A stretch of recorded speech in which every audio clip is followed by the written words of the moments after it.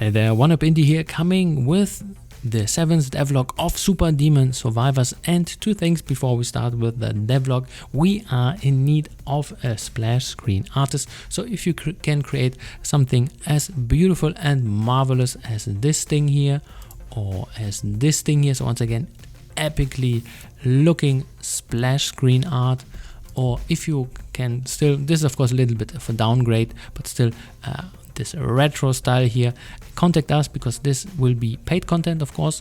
So if you are not a potato artist like me, but actually somebody professional who can pull off something like this, please contact us.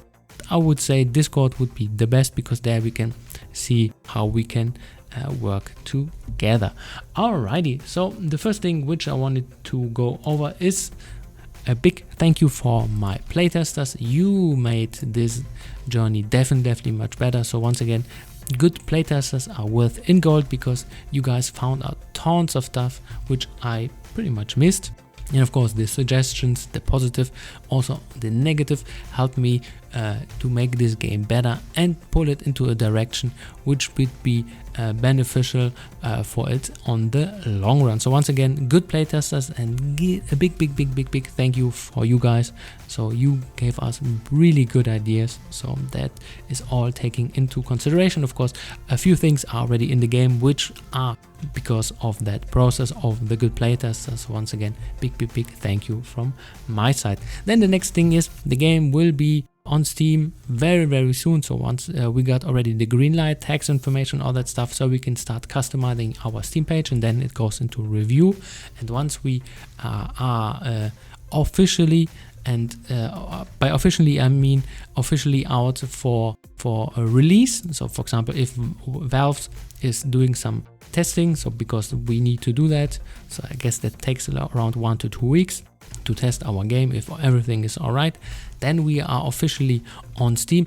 And then I would ask you, if you can, that would be a really great thing if you could help out a fellow developer like me to wishlist the game. You don't have to buy it.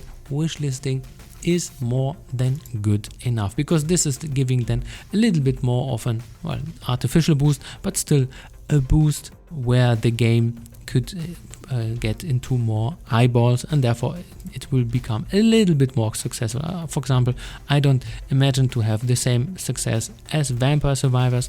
That is the thing for the beginning, which I think is definitely not attainable, but still, if we just get 1/10 of that, that would be amazing. So once again, wishlist if you can.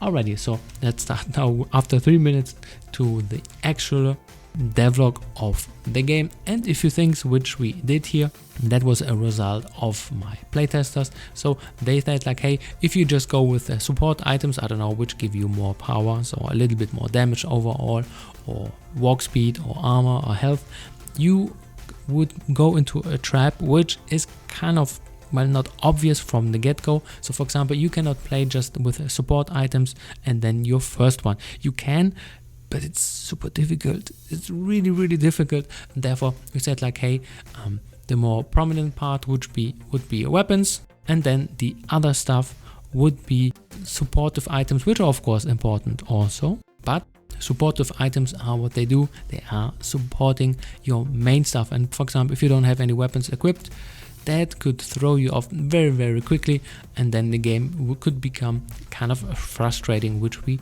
don't want. So let's go into a few other things which I did. So for example, here, this is a mini zone which is for optional content. Optional, I mean, for example, for stuff which is then you can do, but you don't have to. And then, for example, those zones can be a mini boss, or for example, you stay around long enough in the zone. I failed. So if you stay long enough, for example, you get a chest, and then boom, you can open it up, which is pretty sweet. And did I miss it? Yes, I already missed it. I made some chests in the game, so this is definitely looking like Diablo 2 loot, a little bit more at least in that kind of direction, so dropping gold and all that stuff. So that's looking pretty sweet. And then the next thing which I wanted to show you is those blood fountains.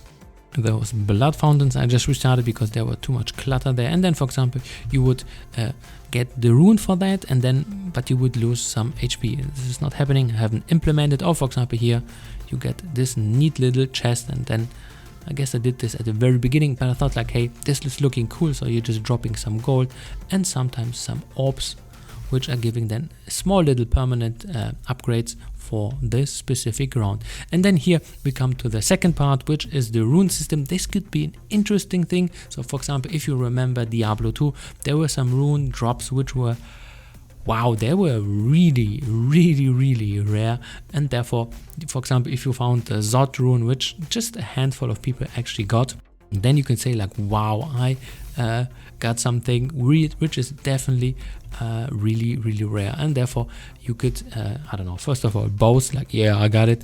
And second of all, you could say like, sweet, my commitment to the game was definitely honored. So this is one of the things which we're going to do here also.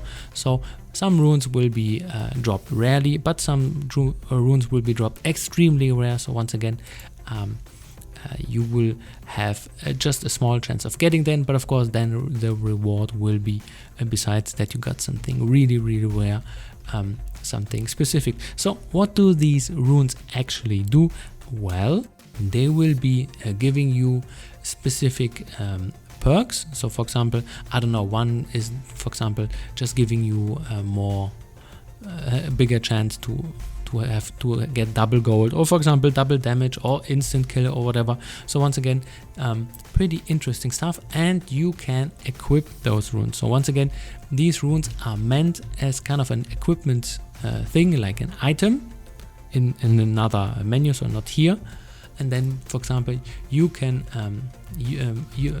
customize your play, and then you can just say like, okay, I want to have my runes to be more for a farm build, or maybe I want to have my runes rather for an attack build, or for example for a defensive build. So once again, you can just customize it to your liking, and those runes will allow you that once you collected them, and then you can use them to enhance the gameplay. And then you can of course go and hunt for more rarer runs if you like. So hopefully that is interesting, because I thought like in Diablo that was a pretty sweet thing if you found something really, really, really rare, and then of course you can keep it if you like. Alrighty, that was it from my side. Have a good one.